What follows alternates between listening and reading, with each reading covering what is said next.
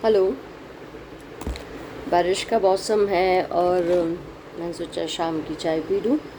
चाय पीते के साथ जैसा कि मैंने आपको बताया था अपने व्हाट्सएप स्टेटस में कि वीर गाथा नाम की एक पुस्तक जो बॉर्डर रोड ऑर्गेनाइजेशन के लिए लिखी गई थी, उसकी एक प्रति आज मेरे पास पहुंच चुकी है।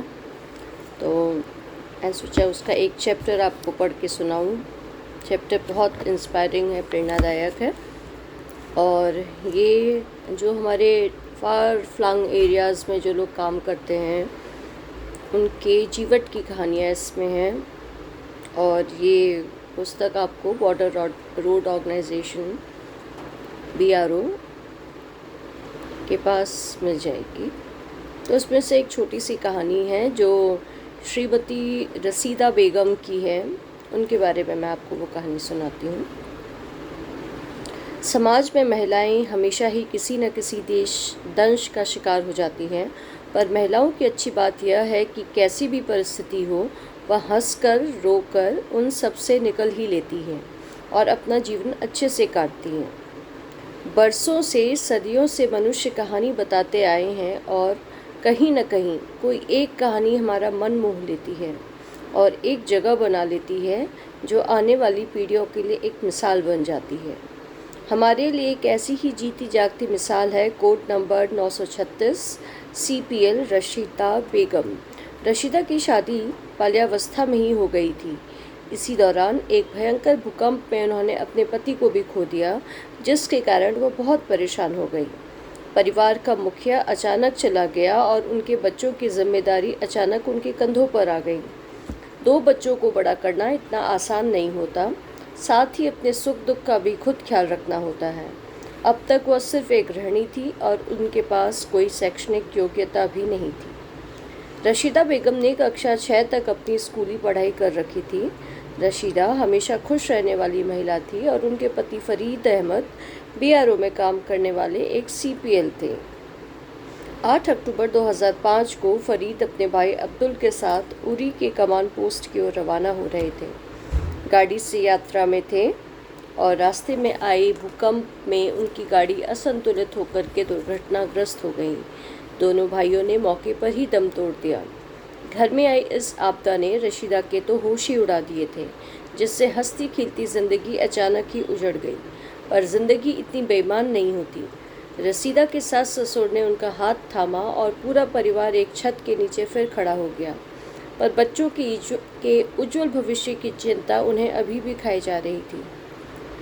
रशीदा ने विभिन्न सरकारी योजनाओं के तहत रोजगार के लिए अर्जियां डाल रखी थी, पर कम पढ़ा लिखा होना उनमें हमेशा ही आड़े आ रहा था।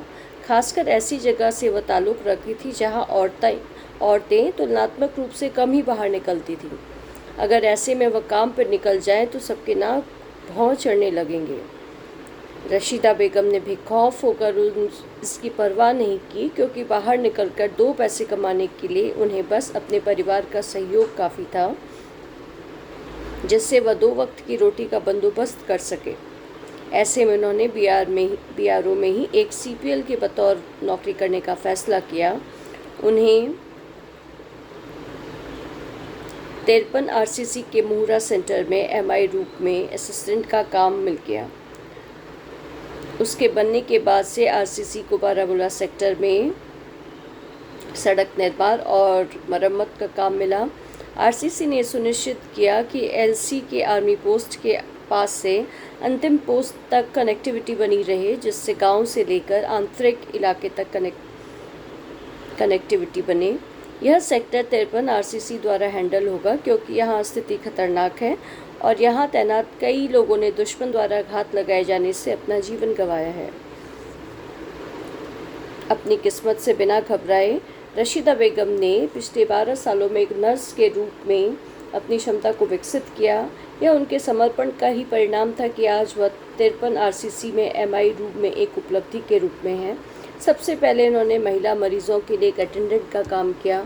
उन्होंने यह सुनिश्चित किया कि MI रूम में जिन मरीजों का यह उपचार करें, उनके सानिध्य में वह सुरक्षित और अच्छा महसूस करें।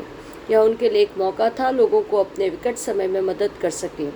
इस पूरे समय उन्होंने अपनी बातचीत करने की क्षमता को विकसित किया, जो उस एमआई रूम की एक सबसे महत्वपूर्ण ज़रूरत थी। यहाँ के स्थानीय मरीज़ जो अपनी समस्याओं को बताने में कठिनाई का अनुभव करते थे, उन्हें वह अपनी तीमारदारी और बातों से समझाती थी। इस तरह रशीदा बेगम ने ज़िंदगी को अपनी तरह से जीना शुरू किया। ज़िंदगी में आगे जाने के लिए बहुत कुछ करना होता है और यह इतनी आसानी से नहीं मिलता।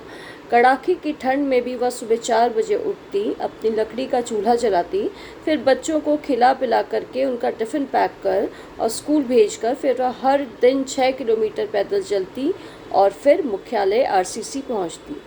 एमआई रूम में अकेले मुस्कुराती, वह अकेले ही सारे मरीज़ों को देखती। वो हमेशा उन्हें दिए गए काम को पूरा करके ही 5 बजे घर जाती और फिर अकेले पूरे घर का खाना बनाती। पिछले 12 सालों में एक ही तरह का वह रूटीन फॉलो कर रही थी और पूरा विभाग उनकी इस कर्तव्य निष्ठा को की दाद देता है। ऑफिस में इधर उधर भागते हुए भी रशीदा बेगम के चेहरे पर हमेशा मुस्कुराहट रहती है और आरसीसी मुख्यालय में सबसे पहले पूछती, साहब तबीयत कैसी है, घर पे सब कैसे हैं, चाय लेकर आऊं? वर्ष 2020 में जब पूरा देश कोविड की महामारी से जूझ रहा था, तब रशीदा बेगम ने फ्रंट लाइन वर्कर के रूप में पूरी ईमानदारी से एक महत्वपूर्ण भूमिका निभाई और उन्होंने लगभग सारे मरीजों की देखभाल की और कोविड गाइडलाइंस के अनुरूप वहां मौजूद लोगों को कोविड-19 के बारे में जागरूक किया और मास्क पहनने और सोशल डिस्टेंसिंग के बारे में भी अवगत कराया। उन्होंने न केवल स्थानीय नागरिकों अपितु आरसीसी के जवानों के बीच में भी वैक्सीनेशन ड्राइव को सुचारू रूप से चलाया। उन्होंने सुदूर इलाकों में भी जाकर स्थानीय लोगों को वैक्सीनेशन अभियान के बारे में अवगत कराया। अपनी सारी मुश्किलों से लड़ते हुए उनके बच्चे भी शिक्षा के अग्रदूत बने रहे। कक्षा 12वीं में पढ़ते हुए उनकी इच्छा है कि वह एक दिन नीट की परीक्षा पास करें और फिर बाद में यूपीएससी पास कर देश की सेवा में लग जाएं। हालांकि काम करने वाली की जाति धर्म देखा नहीं जाता, पर जब युवावस्था में एक नारी असहाय हो जाए और धर्म की बेड़ियां उन्हें उड़ने से रोके, तो यह कहने में गुरेज नहीं कि एक मुस्लिम महिला रशीदा बेगम धर्म की जंजीरों को तोड़ते हुए एक माँ के रूप में सामने आई और न सिर्फ अपना नाम रोशन किया बल्कि अपने बच्चों के लिए भी एक मिसाल बनी। उनका पूरा गांव आज उनके जज्बे को सलाम करता है और विषम परिस्थितियों से जूझता हर परिवार उनकी जुझारू प्रवृत्ति को याद कर नए सिरे से जीने की तमन्ना लिए अगले दिन से लड़ने के लिए कूच करता है ना ये एक इंस्पायरिंग स्टोरी। बीआरओ की ऐसी ही और इंस्पायरिंग स्टोरीज़ पढ़ने के लिए मैं आपके सामने समय समय पर ये प्रस्तुत करूँगी वीर गाथा, जिसकी कहानी को मूलतः बीआरओ ने मुझे इंग्लिश में दिया था, बट उसे हिंदी में परिवर्तित करने का जिम्मा मुझे सौंपा गया और मुझे कहीं न कहीं विश्वास है कि मैंने उसे अपना 100% दिया होगा। Thank you. जय हिंद।